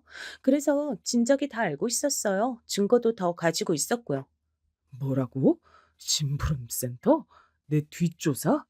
네 엄마처럼 간이 콩알 만한 여자가 설마니 진짜로? 수정이의 거짓말에 제가 깜짝 놀라고 있는데 남편은 더 놀라서 뒤집어지려고 하더군요. 그때 눈이 마주친 수정이가 저한테 얼른 윙크를 보내왔습니다. 그래서 전 그런 게 아니라는 말도 못하고 우물쭈물하고 있었어요.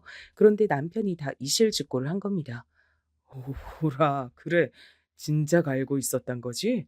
그래 놓고서 일부러 날 가만히 지켜본 거야? 내 입으로 실토하길 기다리면서? 맞아. 당신이 아는 그대로야. 그 여자들하고 내가 돌아가면서 3년 넘게 바람 피웠어. 근데 진지한 감정인 것도 아니었지만 당신은 이런 것 하나도 이해를 못 해줘? 어디서 여자가 건방지게 심부름센터 같은 걸 이용할 생각을 해? 3년 넘게 바람을? 한 명도 아니고 여럿하고? 예상은 했지만 훨씬 더 추잡한 사람이었구나. 나 이제 어떻게 당신 얼굴 보면서 한 집에서 살아야 하는지 모르겠네요. 그게 무슨 소리야? 진작에 다 알고 있었단 거 아니었어? 왜 지금 한 것처럼 충격을 받아? 설마 수정이 네가 말을 지어낸 거였어? 이런 괘씸한 것? 실토를 한 남편은 그제서야 함정에 빠졌던 걸 눈치챘지만 수정인 꼼꼼하게 녹음까지 해낸 뒤였죠. 걸핏하면 남편에게 성격이 이상하다느니 의부증 환자 같다느니 이런 소리를 들어온 제 속이 다 후련해지는 순간이었어요. 저는 왜 여태까지 이런 기발한 방법 하나를 떠올리지 못하고 대처도 못했을까 싶어 솔직히 말하자면 제 딸 수정이 앞에서 민망하고 면목이 없기도 했습니다. 우리 수정이 덕분에 속 시원하게 진상을 알게 됐네. 고마워. 우리 딸이 아니었으면 엄마는 또 억울했을 거야. 엄마, 이번엔 이혼할 거지? 뭐? 이혼? 글쎄, 우리 수정이 아직 대학도 안 갔는데 어떻게 엄마가 이혼 생각을 할 수 있겠어. 그건 나중에 한번 생각해 볼게. 나중에? 언제? 엄마 다 늙고 나서? 그럼 무슨 소용인데? 엄마, 자식 위해서 참고 사는 거, 그거 자식 위하는 거 아니야. 엄마가 안 행복한데 그 모습 보면서 자식이 어떻게 행복할 수가 있겠어? 맨날 할머니는 엄마 욕하고 깔보고 아빠는 엄마 무시하고 이게 정상이야? 그런데도 엄만 속 시원히 대꾸 한마디 못하고 꾹 참으면서 사는 거, 그렇게 사는 거 맞는 거냐고. 난 싫어. 엄마가 하루라도 빨리 자유롭게 살았으면 좋겠어. 나도 아르바이트 열심히 하면 되니까 나 키운다고 돈 들어갈 걱정 너무 하지 말고 그냥 엄마 편한 대로 하면 안 돼? 수정이가 작정하고 제 앞에서 이혼 얘기를 꺼냈을 때 전 주책스럽게도 눈물이 흘렸습니다. 전 그토록 나약한 엄마였어요. 딸이 꺼낸 이혼 이야기 앞에서 울기나 하다니. 이렇듯 엄마 자격이 없는 제가 수정이처럼 영민한 아이의 엄마여도 되는 것인가 싶었습니다. 하지만 수정이가 절 위한 천군만마란 생각을 머릿속에 떠올리면서 전 솔직하게 마음이 이끄는 대로 말을 꺼냈죠.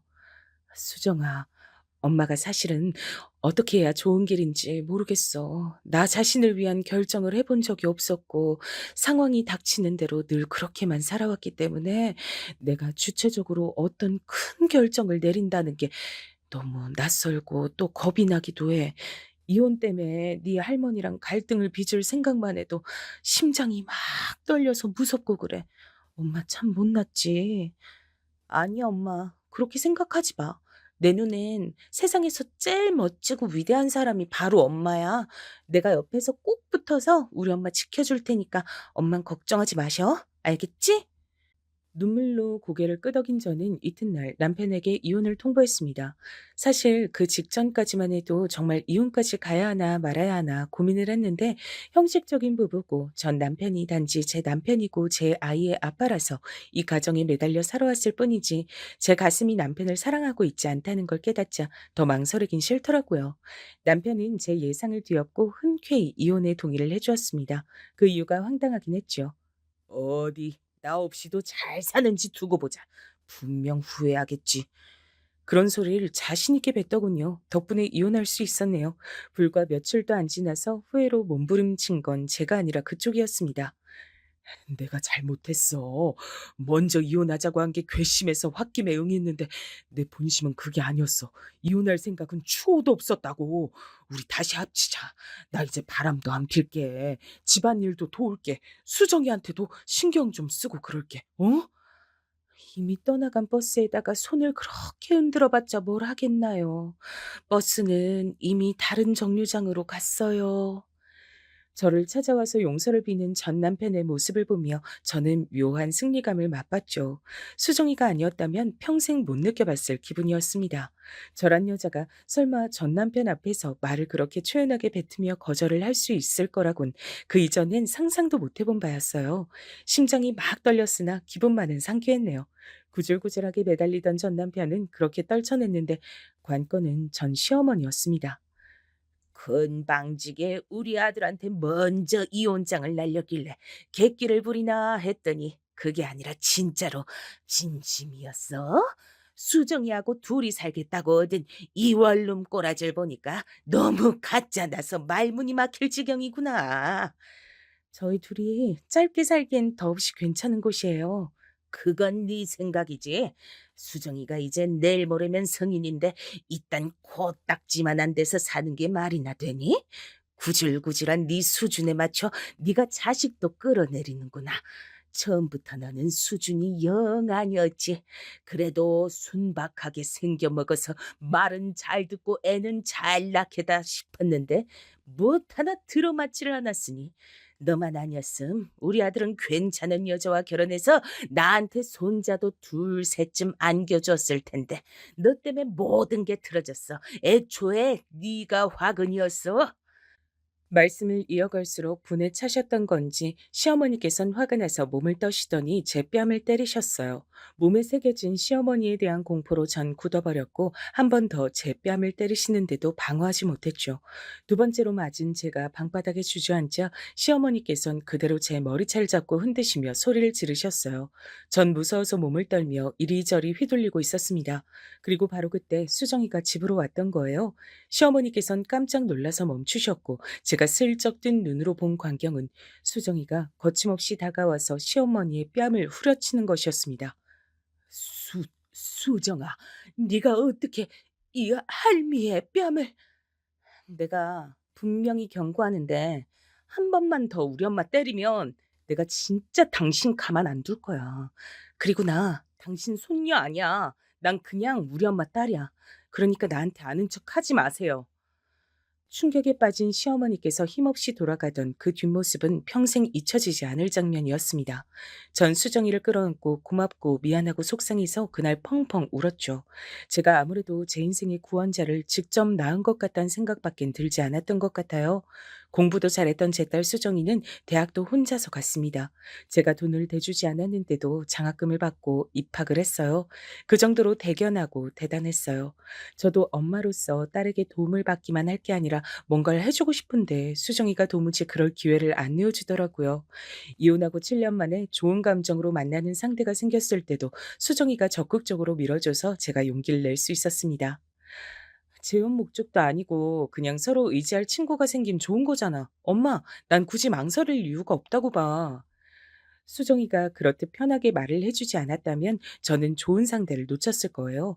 저희 모녀를 아는 사람들은 입을 모아서 말했습니다. 딸이 최고라고, 딸을 정말 잘 키웠다고요. 그만큼 나무랄 데 하나 없는 제 딸 수정이는 근무처가 이동돼서 다른 지역에서 지내며 일을 하게 됐어요. 매일 밤마다 저에게 잘 자라는 인사를 남기던 수정이었기에 늘 이어진 기분으로 쓸쓸하지 않게 지냈습니다. 얼른 이쪽으로 돌아오라는 말이나 제가 그쪽으로 가겠다는 말을 설득 할 순 없었어요. 수정이에게 결혼을 생각하는 남자친구가 생겼기 때문입니다. 전에도 잠깐 알던 사이였는데 당시엔 흐지부지 됐다가 이번에 정식으로 만나게 된 거라 서로에 대한 확신이 있다 그랬습니다. 수정이가 일하던 그 지역은 남자친구의 고향이기도 했습니다. 자기 예비 시댁이 그쪽에 있으니까 수정이는 그곳에 의지를 많이 하면서 지내게 됐어요. 이미 자연스럽게 결혼 얘기가 오간 지 오래였고요. 보통 똑부러지는 딸이 아니었기 때문에 전 수정이가 마음먹은 결혼이라면 무조건 찬성이었습니다. 제가 못난 엄마라서 수정이에게 외가 친척이란 인맥을 만들어주지 못했고 친가는 애초에 글러먹은 곳이었으니 이제 자기 예비 시댁이 생겨 무척 다행이라 생각했어요.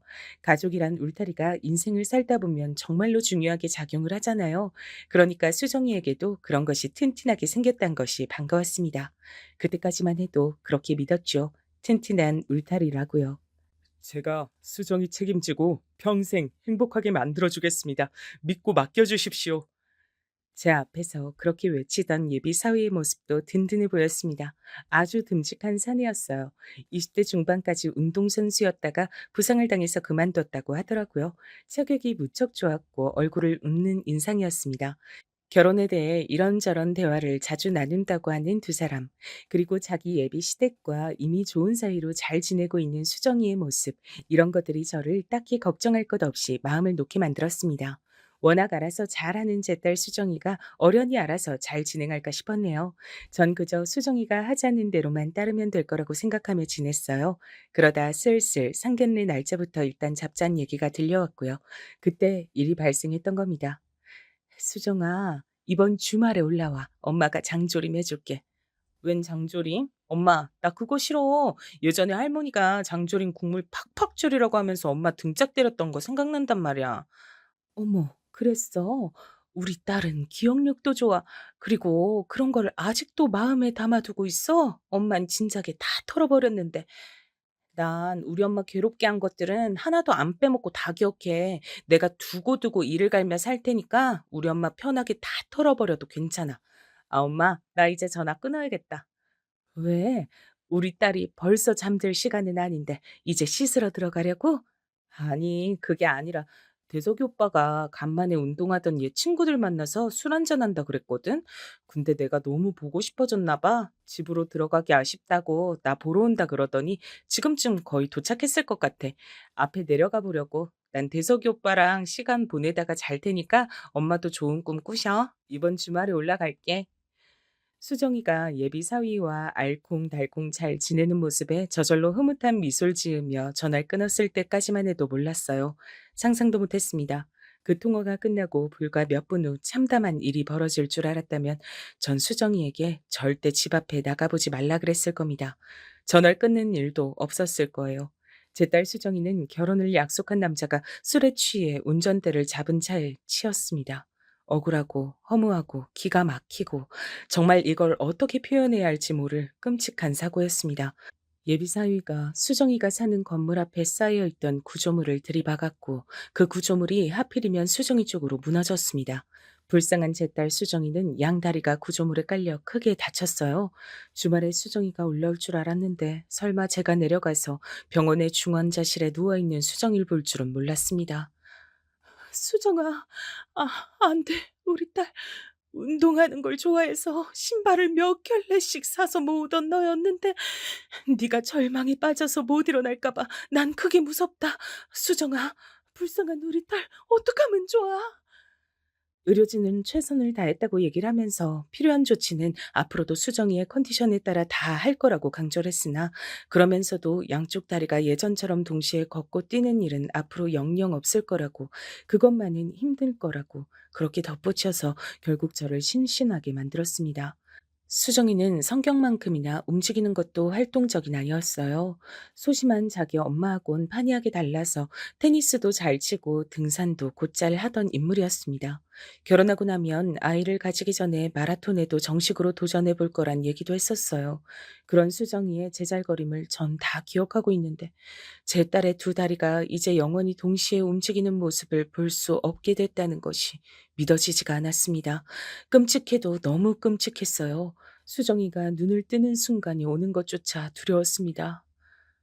죄송합니다. 죄송합니다.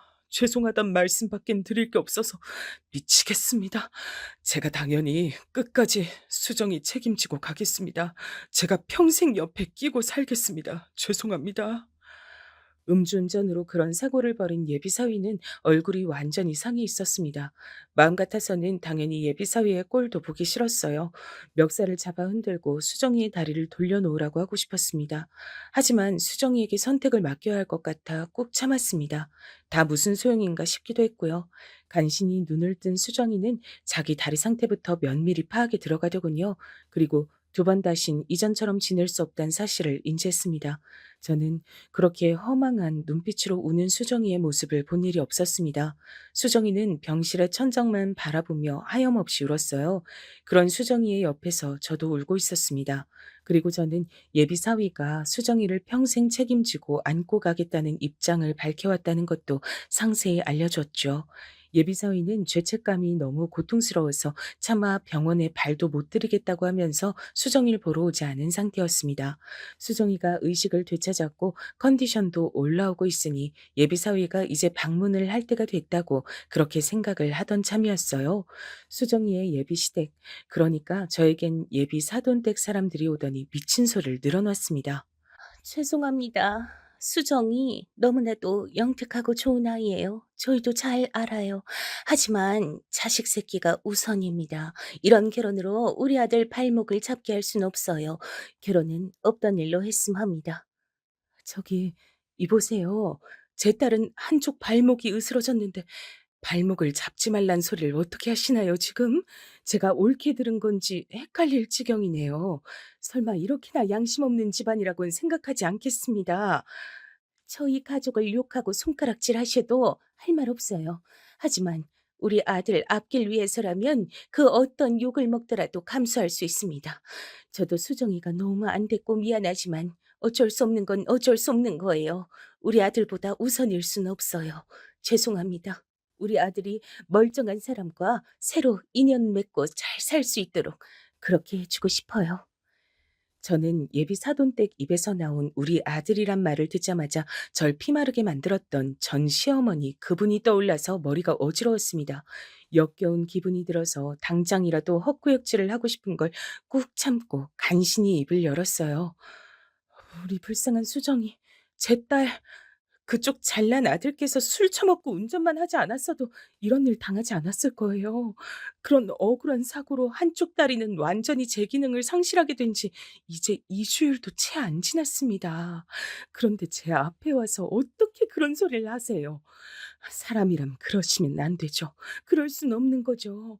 지금도 제 딸은 결혼을 약속한 자기 약혼자만 기다리면서 다리 통증 참아가며 병실에 누워 있는데 그렇게 착한 아이한테 자기 다리 그렇게 만들었어도 결혼할 상대라며 품에 안고 가려는 아이한테 어쩜 그리 잔인하게 구십니까?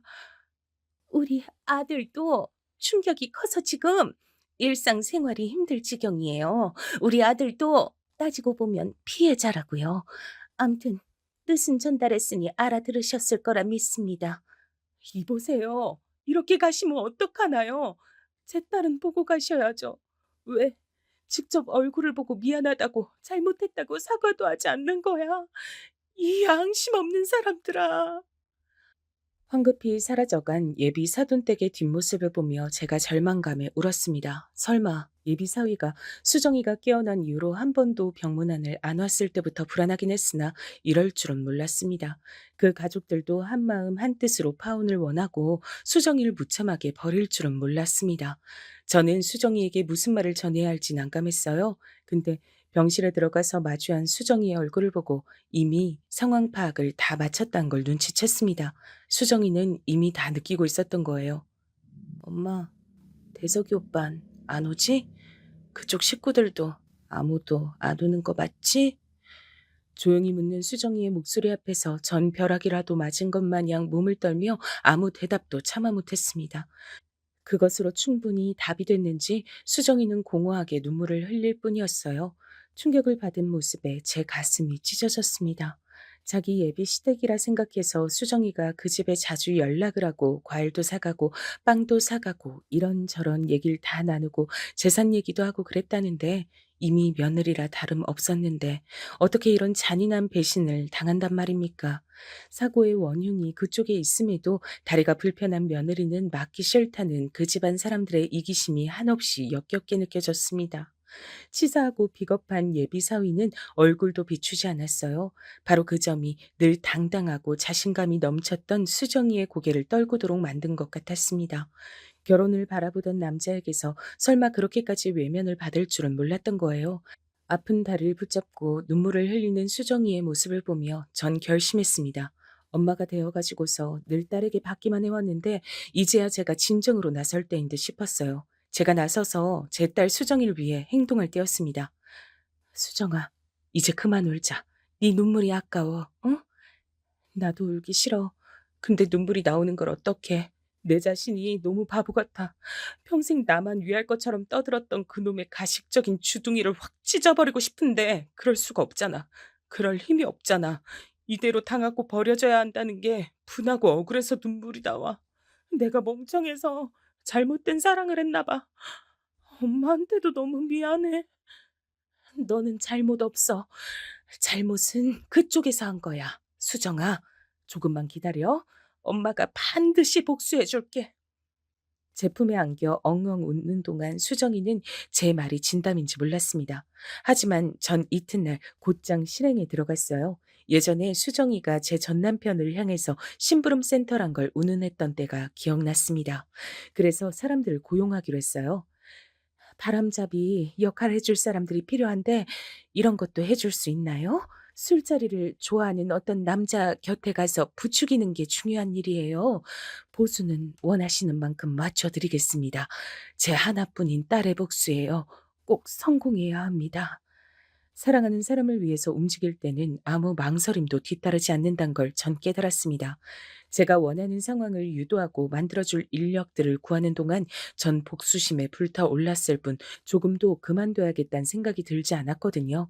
예비사위는 수정이에게 너무 미안해서 병문안도 못 오겠고 얼굴도 못 붙이겠다고 하더니 자기 가족들 뒤로 숨어서 파혼을 통보하고 친구들을 만나고 멀쩡히 일도 다니고 심지어 술자리도 가지면서 너무나도 잘 지내고 있었습니다. 그 근황에 헛웃음부터 났죠. 수정이는 다리 통증 때문에 잠도 제대로 못 자고 있는데 그리고 그보다 더한 마음의 통증으로 힘들어하고 있는데 가해자만 행복한 세상이 참으로 부조리하다 느꼈습니다. 직접 나서지 않으면 처단이 안 되겠더군요. 술자리를 워낙 좋아하는 예비사위의 성격을 이용해 바람잡이들을 고용했어요. 일부러 예비사위에게 비싼 술을 한턱 쏘는 것처럼 상황을 만들었습니다. 예비사위는 난데없이 옆 테이블 사람들이 자기한테 비싼 양주를 쏘니까 이게 웬 떡이고 행운이냐 싶어서 앞뒤 가리지 않고 신나게 마셔댔고요. 비싼 양주는 도수도 높았습니다. 술에 기분 좋게 취한 예비사위는 술자리에서 이런 소리도 떠들었다고 해요. 나 때문에 창창한 앞길 박살이 난 어느 불쌍한 여자를 위해 건배. 내가 한 여자의 인생을 나락으로 떨어뜨린 진짜 상남자 중에 상남자라 이겁니다. 진짜 백이 남자라면 여자 인생 망쳐놓은 걸 훈장으로 생각하고 어깨에 힘 주면서 살아야죠. 전달받은 녹음본으로 그 소리도 들었는데 피가 거꾸로 솟더군요. 그래서 더욱 후회가 되지 않았어요. 제가 고용한 바람잡이들이 예비사위에게 새벽에 아무도 안 다녀서 레이스 애호가들이 종종 모여서 단거리 운전 시합을 하는 길이 있는데 거기에 가보자고 말을 해댔어요. 강심장을 가진 부잣집 남자들만 가지고 있는 취미란 얘기를 듣자마자 예비사위가 홀린 듯 따라갔다고 합니다. 거기서 유혹에 안 넘어갔으면 예비사위는 스스로를 지킬 수 있었겠죠. 하지만 술에 잔뜩 취한 상태인데도 그런 도로에서 외제차를 몰아볼 수 있다고 하자 바로 넘어가서 또 운전대를 잡았어요. 예비사위는 애초에 상습적으로 음주운전을 하던 놈이었던 겁니다. 아무런 죄의식이 없었어요. 이야, 옛날에 단종돼서 보기 힘들어진 기종인데 오늘 만난 형님들 덕분에 몰아보게 돼서 영광입니다. 제가 저기 도로 끝까지 한번 몰아봐도 되죠? 예비 사위는 신이 나서 그 차를 타고 엑셀을 밟았습니다. 하지만 그 차는 옛날 외제차를 흉내내려고 겉만 꾸며낸 것이었고 결함도 많았습니다. 술에 취해 광란의 질주를 하던 예비 사위는 아무도 없는 도로에서 차가 헛돌자마자 당황했고 대처도 하지 못한 채 사고를 당했어요.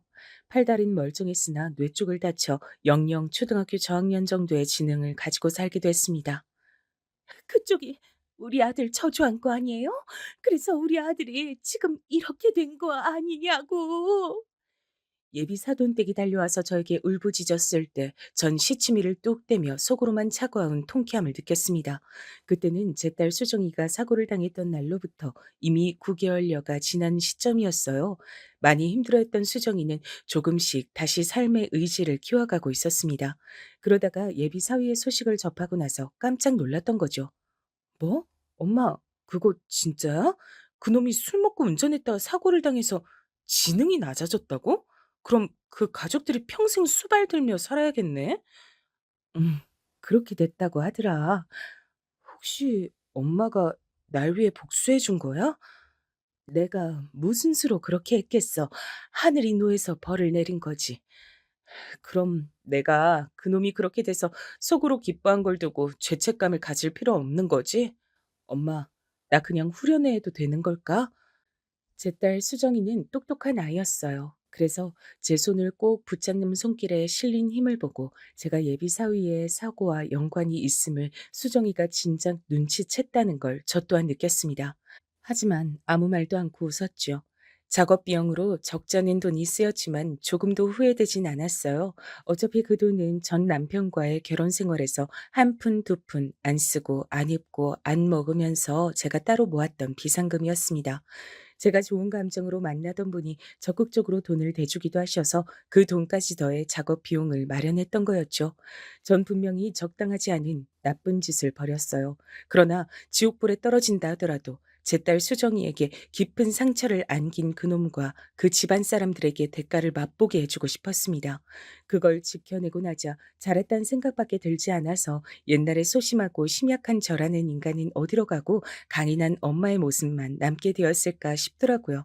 수정이는 지금 휠체어 없이도 목발만 끼고 다닐 만큼 많이 괜찮아졌어요. 이따금씩 지독한 통증이 올라와서 약 없이는 힘들어하기도 하지만 그 곁에 묵묵하게 애정을 보내주는 사람이 있으니 수정이가 많이 의지가 되는 모양이에요.